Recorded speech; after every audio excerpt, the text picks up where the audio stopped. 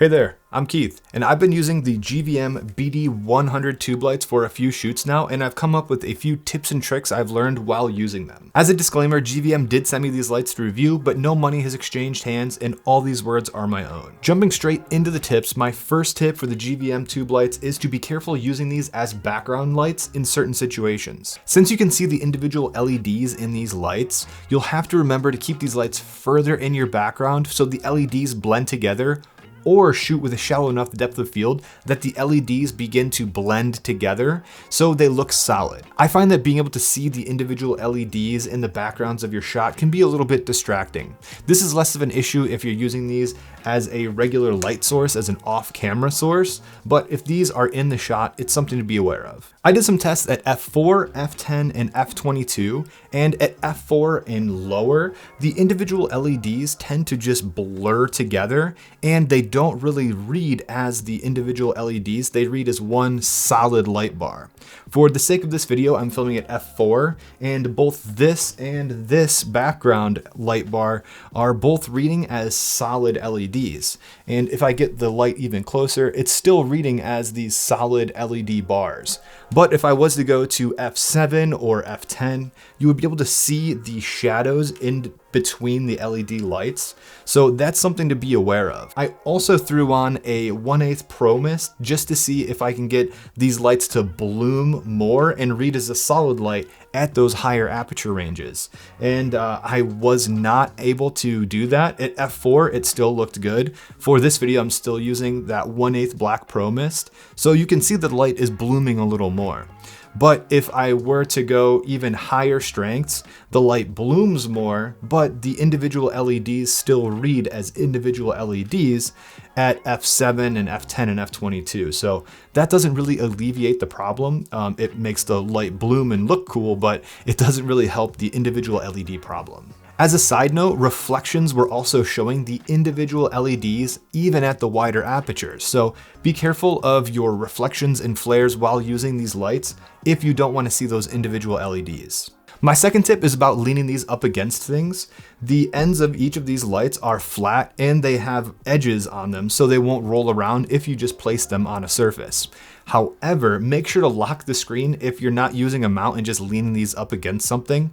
I was testing the battery life on these and I thought the battery was dying before my eyes because I leaned this up against a wall and the dimming button was pressed. So it was just dimming the entire time it was being leaned up against there, and I wasn't really sure what was happening until I picked up the light and saw it was on 0 brightness. So if I went back up, it was just fine, but make sure to double click the power button on the back. And now you can press all of these buttons and nothing is actually going to input on the back until you double press the lock button again. And then you can dim or change your settings or whatever you need to do.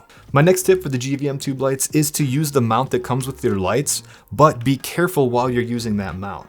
The mounts will be different whether you buy the 2 or 4 light kit, but it's the fastest and easiest way to get your lights on a light stand. It's nice that GVM includes a mount with these lights, but you'll really have to ratchet it down to get it to work. I wish the arm that controls the ball head of the mount was a little stronger, but it does work. There's also a cutout on one end of the light with the controls where you can hang it from a line or a safety chain.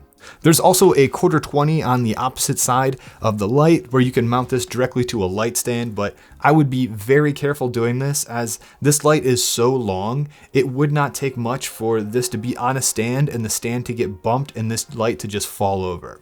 Which leads me to my next tip. Be sure to handle this light with care. These lights are made of lightweight plastic, so if you drop these lights, they will most definitely break.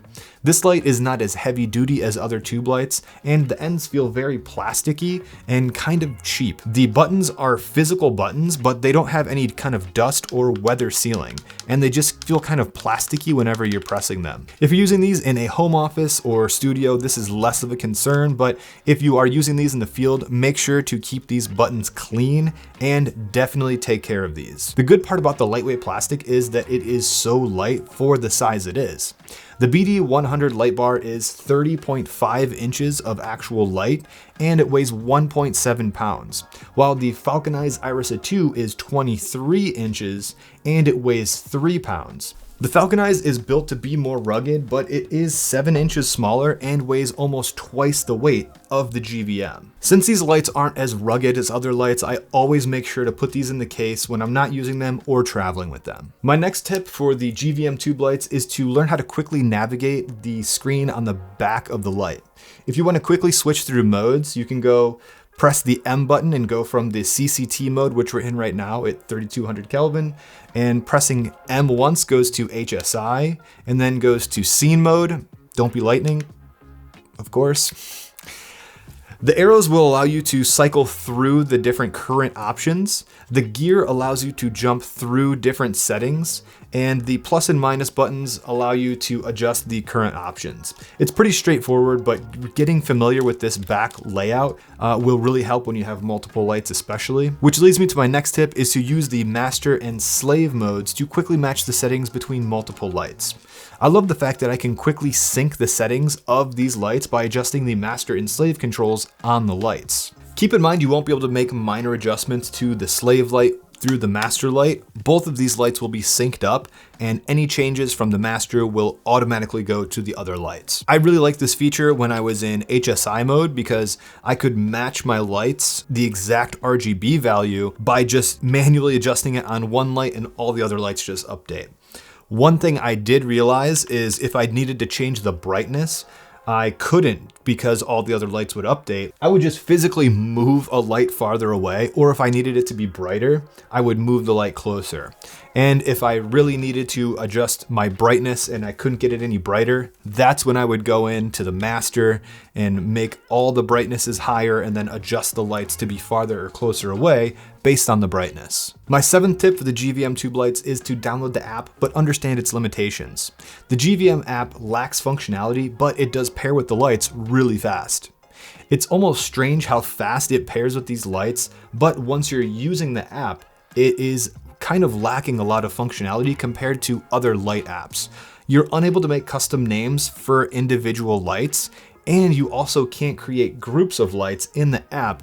At least I haven't been able to get this feature working. The functionality seems to be in the app where you can make groups, but I haven't been able to add any lights to those groups or rename lights to quickly pick which one I want to adjust. The app needs a lot of work, but even that being said, I've been using the app to control my lights remotely while I've been in that master and slave mode from the previous tip.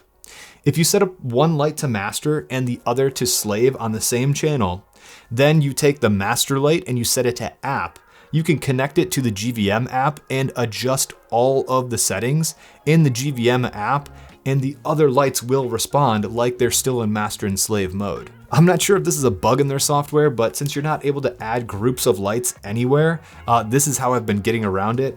At this point, I might be using one bug to get around another bug for these lights. Hopefully GVM updates their app in the future. I can't speak to their future updates. I can only speak with the software that's currently released. So I hope that gets fixed and we're able to group lights and name them easily in the future. My 8th tip has to do with that master and slave mode again, but that is to understand that the slave lights will have a slight lag behind the master light. This isn't really a big deal if you're using the CCT or HSI modes, but if you're using the effects, you will see a slight lag. If you're using something like flashing, the flashes will be just a millisecond behind the master. And this isn't a big deal if you're using these lights farther apart and you're filming in real time like 24 or 30p. But if you're filming in slow motion and these lights are really close together, having the effects syncing, you'll be able to see a little bit of lag between these two. Let's get a different color going here. My 9th tip is that you can use these lights connected to the wall for continuous power or battery power like I'm using them here, obviously. At 5600 Kelvin, I was able to get a little over an hour and a half of full brightness use out of a single battery charge. But if you need these lights to be on longer, you can use the included chargers, attach them, plug them into the wall, and they'll run forever. Each light comes with its own charger, which is nice because these lights draw too much power to use USB-C and a power bank to charge them. This is pretty common with lights this size. I wish there would be some kind of a high output USB-C cable that would be less bulky than these chargers, but maybe that could be the next version of these tube lights. My 10th tip for the GVM lights is to understand its limitations and its strengths. When you consider the length of the tube and the price, they're actually pretty affordable when you compare them to other tube lights. The cheap plastic construction comes along with these lights is limiting if you want to use these in the field though. The temperature ranges are a little limiting at 3200 to 5600 Kelvin.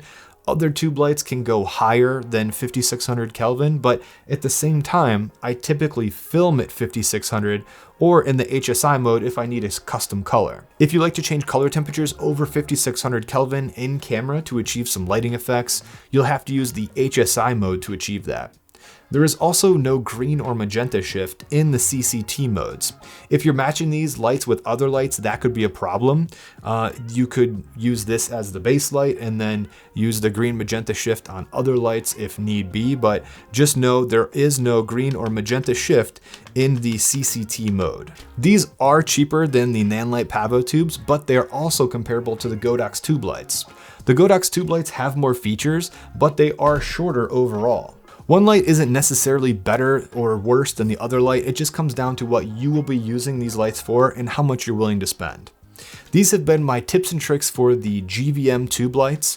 Hopefully if you have these lights, you've learned something, and if you are looking to buy these, hopefully you have a better understanding of the strengths and weaknesses of these lights. Let me know what you guys think of this light in the comments down below, and if you enjoyed this video, check out some of my other videos. Thank you guys for sticking around to the end, and I'll see you in the next one.